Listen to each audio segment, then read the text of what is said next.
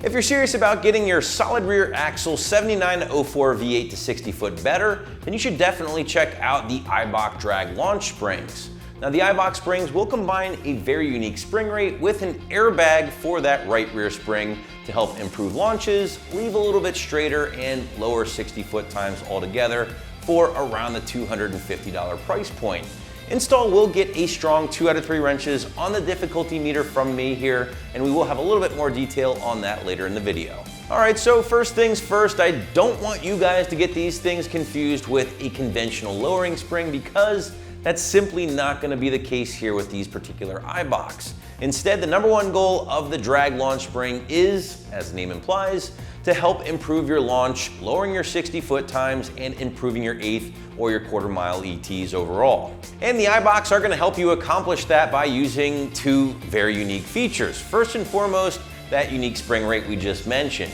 Now traditionally with a competition focused spring like this, you're going to see what is called a linear or standard spring rate as opposed to a progressive spring rate, because you just want that consistent performance time and time again, and sometimes the varying rate of a progressive spring will not be the best bet.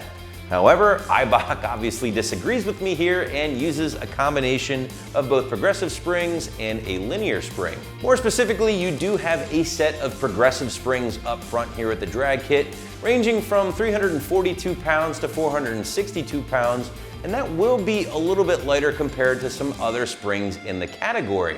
And that's honestly a good thing for drag guys out there, because that will help promote that weight transfer to the rear of the car, helping to improve your traction overall. And speaking of the rear, well, that's where things get a little bit more interesting. You have a standard or linear spring in the left rear at 180 pounds, and then you have the right rear spring, which will be a progressive spring ranging from 180 to 349 pounds. So again, a very interesting spring rate here at the Eibachs, and one that is designed to work around another unique feature, the inclusion of the airbag here for the right rear. Now the airbag itself is made by a company called Airlift, which is another formidable name in suspension, and when installed, it is designed to help level out the rear end when launching very hard. Listen, owners of these cars probably know that once you start making some decent power and launch the car hard off a brake or dump the clutch, the car tends to squat a little bit harder on the right rear, which can really just lead to inconsistent launches and things like that. With the airbag in place here and inflated to around 7 to 10 pounds, the car should leave a little bit flatter and a little bit straighter, ultimately resulting in those lower 60 foot times. And that is the consensus from some of the guys in the customer review section. In fact, I did see a couple of guys in particular mention they shaved off 2/10 from their 60, which is pretty impressive, changing nothing but springs alone. But ultimately, if you're really serious about dragging your Fox Body or SN95, you should definitely consider pairing up your new Eibach Drag-Launch springs with a set of adjustable dampers to really help dial in your optimal launch. Now, also worth considering, a new set of spring isolators. Listen, the factory isolators in these cars really tend to fall apart and disintegrate over the years, leading to metal on metal contact, which just can be a little bit noisy and overall pretty annoying. A new set of isolators can be had on the site for around 50 bucks for the set. They're made from polyurethane. They're gonna be a hell of a lot more durable than those factory options. And at the end of the day, you're gonna be in there doing the install. You might as well knock it out to kill two birds with one stone. Speaking of the installation, well, this one's gonna get a strong 2 out of 3 wrenches on the difficulty meter from me, and maybe a few hours to get everything knocked out.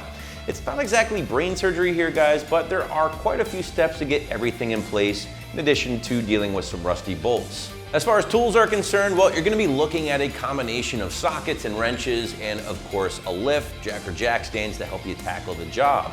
Also keep in mind, again, these cars are a little old here, so more than likely, depending on where you live, you might have to get some spray lube to help you unfreeze any of these stubborn bolts. Now, after you remove the wheels and get the car in the air, you can start with the installation. The rears will involve supporting the control arm and removing the sway bar bolts, in addition to the lower control arm bolt, which will allow that arm to drop, and then at that point you can remove the spring. The fronts, on the other hand, will involve supporting the lower control arm and removing the brake caliper to gain access to the sway bar nut and that tie rod bolt. Remove the strut assembly bolts in the engine bay, and at this point you can slowly lower down that control arm, allowing you to swap those springs. Now, anytime you tweak your ride suspension this much, I always recommend getting your alignment checked out by a local shop and corrected if necessary, just to get the best performance out of your ride and to not blow through your tires at an accelerated rate. So if you're serious about drag racing with your Fox Body or SN95 and you want to get off the line a little smoother and a little flatter, you should definitely check out a set of Eibach Drag-Launch springs right here at AmericanMuscle.com.